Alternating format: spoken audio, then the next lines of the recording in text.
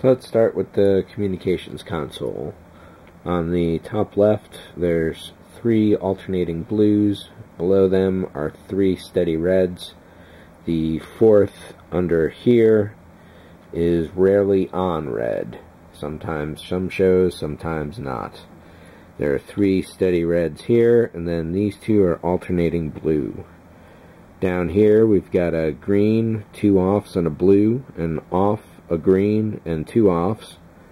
And over here we got a warm red, orange, yellow, followed by a blue, orange, red, green.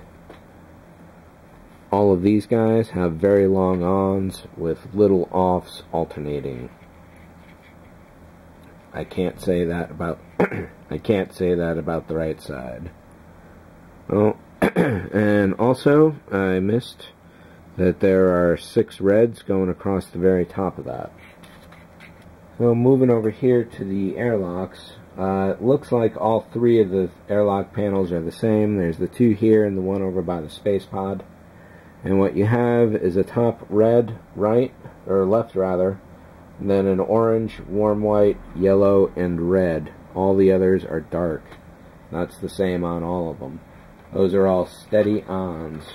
So next up, and admittedly it would be good to have the pieces in place, the computer console is one of the first things that was ever done. But going across the top here, there are all warm, steady whites. 2, 4, 6, and 9 of them, it looks like. Over here, there's a bright, cool, steady on. Then there is the general alarm, which is either on or off. So the red ball itself will have sequential blinking of warm white, fiber optics going in there. The 2 emergency red flashers, those 2 go on and off alternating. Up here, there's 2 pairs of yellow lights. Then there's a bank in the middle here, which is going to be one bright, slow, if we can do a slow blink or a slow throb, then that one's going to get it with yellow. Then below it, there's green, yellow, and red. Usually only one is on, but very rarely, sometimes all 3 are on. They don't blink. They're either on or off. Usually it's only one on at a time. Moving to the back room, this panel here, only the top 2 lights are on. The top row is red, and the second row is green. And then in this structure itself, there's going to be one LED in this corner pointing that way into the room.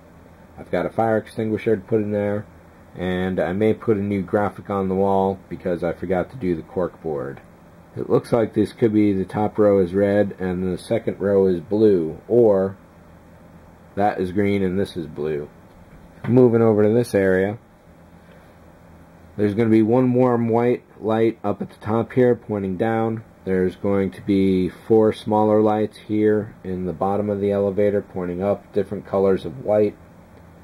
On the control panel, which is not put in yet, the top row is 2 yellows, then the right is orange, off, and green with another off, and the left row is all off on that as well.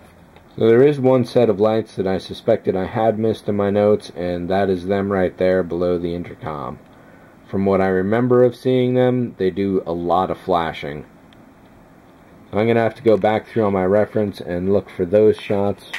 And I'll also do some other timing stuff. That's a lot of sitting on the couch, fast forwarding, and watching over and over and over. So moving on. There's going to be 1 or 2 lights at the top of the airlock here. I've still got to put the background in for that. Moving on over here. The soft blue of the back walls has been done for a very long time.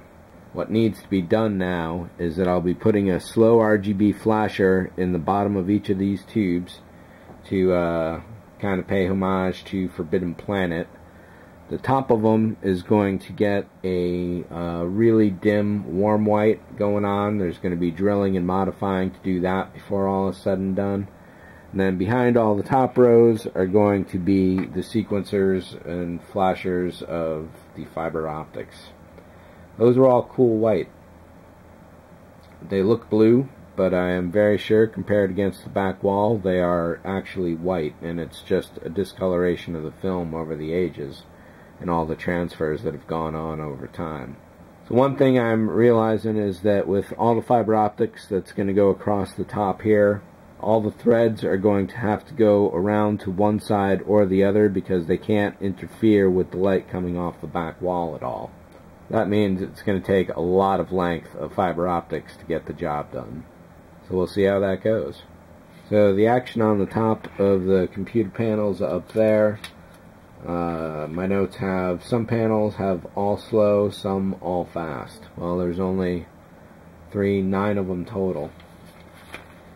I'm going to wire those up with one sequencer across all of them, so it should get a lot of variety. I'll have one speed going slow, one medium, one fast. It looks like that's going to be the way to go on the sequencer lighting. And then finally, the command console.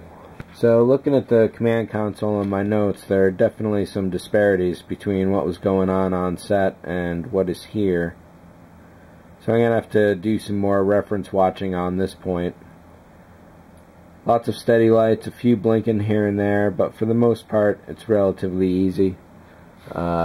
Looks like I'll be faking my notes into what's going on here and go from there. So that in some ways makes it a lot easier, in some ways it makes it a little more difficult. I do get to play with some color choices for what I want to do for myself. And I'm seeing some light leak around this guy here. That'll be blocked off before the thing is finished. Alright, so it's back to the TV for me. And also what I got to do is some soldering. So let's take a look at the Fedoratron pulsator, which I believe I'm going to be using. There's an orange I can use it on, and possibly I may be able to use it on the danger ball that's not on the model here right now. And I also have to wire up at least one of his sequencers, so we'll go through that process. There's going to be a little drilling involved with a fine drill point. There'll be some soldering and hopefully some blinking fun. And a couple last notes. Fire extinguishers, 5 of them. The kit includes 2. The floor ramp has to be built going out to the outer airlock, and there's also some inner work that has to be looked after in there, basically in the form of like 2x4 shapes all around the perimeter. Over in the space pod there's going to be 2 lights, there's some painting to do, and basically I'm just going to fake the space pod itself. And that's that.